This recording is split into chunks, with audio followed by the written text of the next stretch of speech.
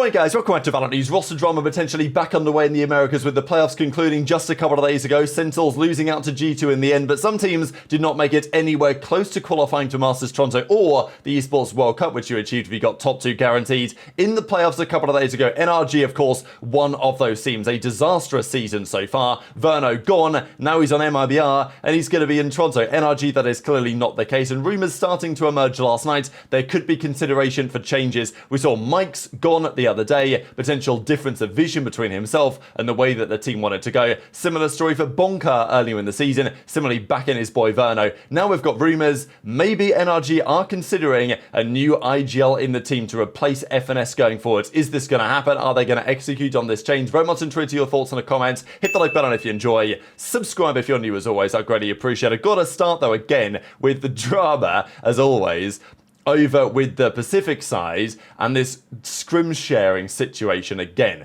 So if you guys saw this tweet yesterday, Governor said that when he was on Talent, they had proof of teams scrim sharing. Now he didn't say which teams, because of course the big drama was that we've got Frost, coach of Talon, big drama with him and Termi, coach of DRX, refused to fist bump, words exchanged.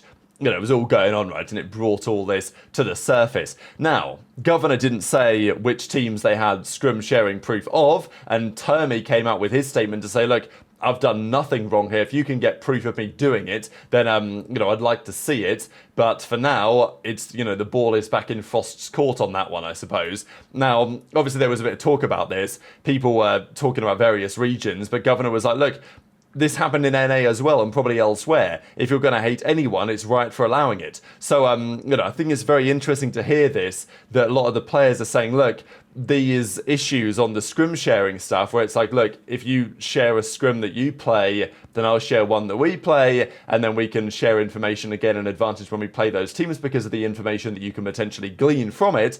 It's a big deal when it comes to the lack of competitive integrity, and Riot Games have reportedly anyway told some of these guys and coaches and players that like, yeah, well, there's not really much we can do about it, so unlucky, wish you the best type thing, which is a pretty, not the best way to deal with what is, a big issue from a competitive integrity perspective, especially when you've got the likes of Chet getting banned for 6 months for leaking, for sharing a VOD of a scrim without permission, but he did so 6 months after the fact, when there wasn't really, too much. It's not like it was a massive competitive integrity violation, in my opinion, what Chet did. He just did something without permission, and I felt like Riot wanted to make an example of him, right? To say, look, this isn't going to be acceptable.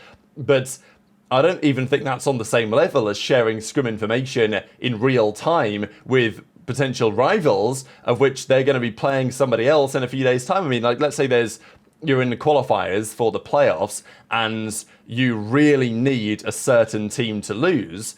You might say to the team that they're about to play, hey, we've got some insight, right? We played them the other day. This is what's happening, right? They use this comp, and, it's just not really what you want to see. Now, this is a tweet from Natank the other day. Now, this thing got deleted, so this is all I have. I don't have the whole tweet, but he did say, Riot should definitely add a rule about it. Talon has proof that DRX... Now, the reason why I deleted this is because I don't think they have proof that DRX is scrim sharing. Governor says they have proof that somebody was scrim sharing, not necessarily that DRX. Maybe Frost thought it was Termi and DRX, but they deny it. We'll see.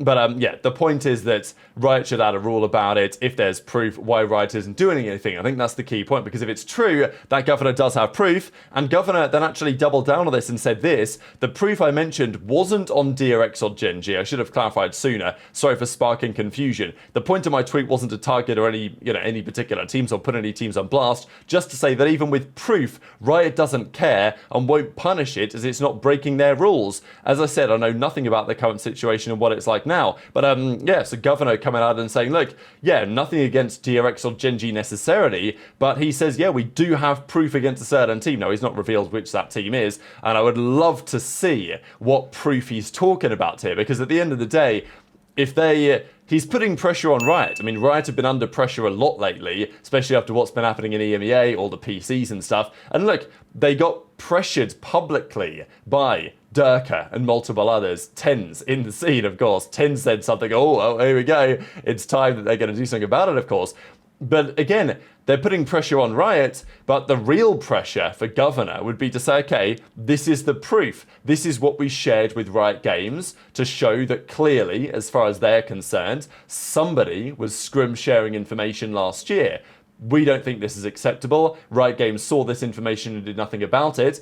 That would seriously put the pressure on, right? So, yeah, maybe they don't want to do it. Again, if they reveal information which they don't want to get chetted, right? They don't want to get banned for leaking information they shouldn't be. But equally, if they want to have a really big impact here and have the impact that they, intends to accomplish, I guess, then maybe if they just put the proof out there publicly, look, obviously I'm biased because I would like to see it. So, we'll leave it there for now on that topic, but probably not going to go away, really. Let's talk some roster drama. Wazera on Furia, we know that he's, contracted with them, but they are probably blowing up their roster. I mean, obviously they have to. And this season, the viewership in the Americas hasn't been as strong. I don't think that's necessarily because Valorant is dying or anything. I think the reality is it's more than likely because the Brazilian teams just aren't as good this year, right? I mean, usually the top viewership will be Sentinels and Loud. This year, Loud aren't very good. Fury aren't very good. 2G aren't very good. So, MIBR are still showing some promise, sure, but it's not like they've got all those teams from Brazil for now. Maybe they'll turn around. Of course, MIBR are going to be there in Toronto, but you know what I'm saying anyway. So, Wazera from Furia, under contract, but looking for potential offers on the table elsewhere as well. This I thought was pretty fascinating. So if you look at the left-hand side, you will see the top performers of the stage by rating, of course, ordered by rating. We have Trent, we have Luxo, we have Cryo, Aspas, Verno, Gen.G. Very impressive, I'm not going to lie, from Gen.G, given that he's the highest rated player, not in terms of ACS or anything, but rating. And look, the rating on VLR, it's a bit dodgy. It's based on your role, so, there's obviously some debate on it. But to be fair, Gen.G and Zekken with the same rating at a 1.15, really impressive. Vic, Pankada, Leaf, Bang, Marder, Kesnit, Shy, and Som, those are your top players. I think the most notable thing for me here, though, is that if you look at Verno, he played 2 agents this stage. He either played Teho or he played Sova. That was it. And Trent played 1 agent, all stage. Every map he played, he was on the Teho, and he had one of the best individual stages in terms of performance that we have seen in rather a long time. I mean, look at this. Over the last 30 maps that he has played Teho every single map. Now, as we know, Teho is getting nerfed going into Toronto. Not banned, he may still be viable, but it's definitely a conversation that he's going to be turning up to Toronto, having only played an agent, which he's been very successful on. Is that a key deciding factor for G2? Look, I don't know. Maybe not necessarily. Are G2 still going to be good without Trent on the Teho? Yeah, sure, they're still going to be good. But will they be as good? I think that's the debate that people are currently having, right? Because, maybe he'll still use it. I know he's getting nerfed quite substantially, but maybe he's still going to be good enough that Trent can use him to some degree of effectiveness. But he's probably going to have to at least change something on certain maps. I suppose we shall see on that one. Zest also confirms that he's looking for a team. Obviously, former DRX, former Bleed, and Zest actually retweeted the tweet that we saw from Termi the other day where he was discussing the scrim leaking being a baseless rumor. So yeah, it's all been going on. But let's talk about the roster drama potentially in the Americas. So Thomas the other day came out with this assessment on Gentlemates and said that Click's going to bench himself, Zypan's getting benched, they're reportedly trying to sell Kadavra. Now, as it stands, there's not been massive, announcements from Gentlemates on this topic, although Thomas actually did follow up yesterday to say that Zypan and Kada are going to go, and Unfake and Severe potentially are the 2 players they've at least been trialling. So we'll see if that goes anywhere. But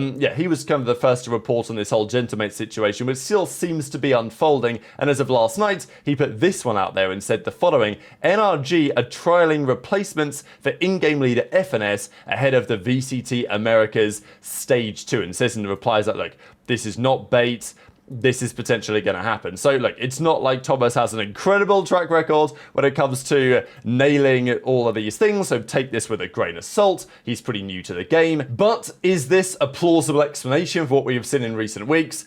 Absolutely, right? I mean, we could have theorized this could have been possible. The reason why I wasn't sure is because Mike's got kicked out the other day for, differences in opinion on the future of the team. There's obviously this thought about, well, maybe Ethan, Som, and FNS, they want to run it down until the end of the season, whatever happens. But of course, Verno was seemingly gone because of a disagreement there, and individually, FNS has been struggling.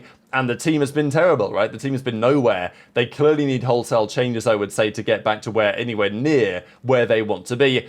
And maybe FNS can't be a part of that, right? On stream over the last few days, he's been pretty, let's say cards close to his chest in terms of commenting on any kind of changes within the team. I mean, look, they've obviously got to be considering something right now, because you can't look at these recent results if you're NRG, where they beat Furia and Lev.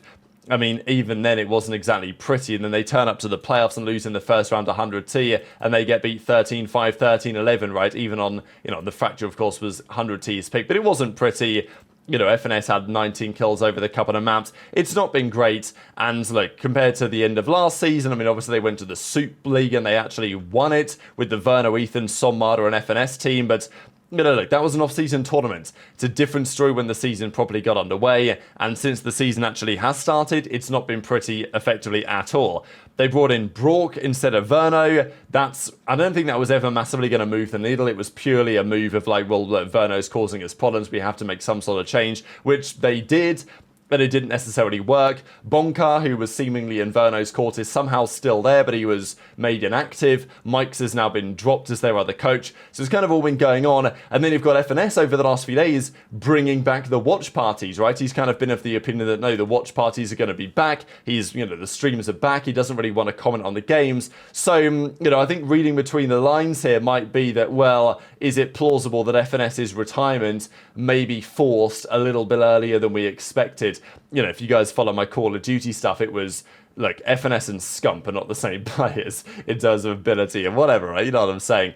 But Scump announced that he was going to retire at the end of the year, and after his team struggled after a couple of months, he just decided to call it a day early. And, maybe FNS would be forced into a similar spot where he said that he was going to retire at the end of the season, but maybe that is going to be forced on him slightly earlier than we expected. So that's the rumour anyway. Who are they going to consider? What other changes might they look to make as well if FNS is equally going to go? Very much intrigued to your thoughts in the comments below. We did mention Natak briefly earlier. He has been actually seemingly trialing with the KOI team. They were up 8-2 on Vitality. Pretty interesting, right? Because Vitality have been definitely a controversial team over the last couple of days. So very much intrigued to your thoughts on all of this stuff in the comments below. Hit the like button if you enjoyed. Subscribe if you're new. Take care. And I'll see you next time.